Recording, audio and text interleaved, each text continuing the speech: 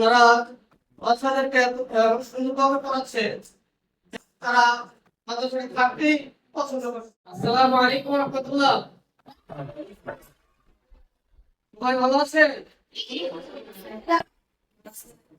আলহামদুলিল্লাহ, আমিও ভালো আছি। আমার আলহামদুলিল্লাহ এই মাদ্রাসায় একটি সন্তানই পড়াশোনা করতেছে। আমার অভিজ্ঞতা থেকে আমি এটা বলছি, কয়েকটি মাদ্রাসায় আমি আহ, আব্দুল্লাহ মহাজনকে ভর্তি করেছিলাম। আসলে অল্প কিছু পাই, পরবর্তীতে জামিনে দিলাম। আলহামদুলিল্লাহ যথেষ্ট প্রস্তুতি আছে। আমাদের পড়াশোনা ছোট মেয়েটাকেও দিয়েছি। তো সবচেয়ে বড় কথা হচ্ছে এই মাদ্রাসার শিক্ষক, তারপরে যিনি পরিচালক, যথেষ্ট অভিজ্ঞ এবং প্রজ্ঞাবান ব্যক্তি।